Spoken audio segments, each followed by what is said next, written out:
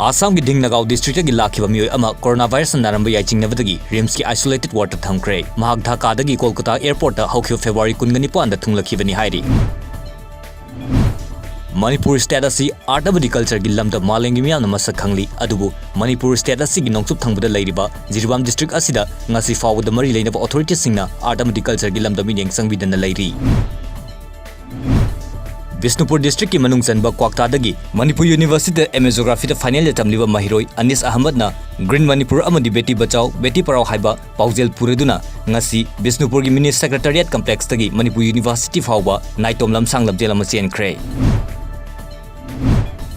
citizenship amendment act अमदी national register of citizens की मायोक्ता लेबाक मई हौना चाकलकपा याबा वाफम कया फोंदुकलबगी मरालदा जेएनयू की रिसर्च स्कॉलर ओइना लैबा सर्जिल अहमद कौबा मियोय अमा अरुणाचल प्रदेश पुलिस फागतख्रे फॉरेनर नि हाइना चिंगबदगी हौखिबा चही 2019 की मे 2 दा Silchar police Silchar detention centre दा थमलखिबा चही 50 सुरबा मियोय अमा गुवाहाटी हाई कोर्ट की याथंग मतुंगिना थादोख्रे फाजिलुरबा मियोय अदुगी ममिंगना जयदेव घोष कौई असम की करीमगंज डिस्ट्रिक्ट गिनी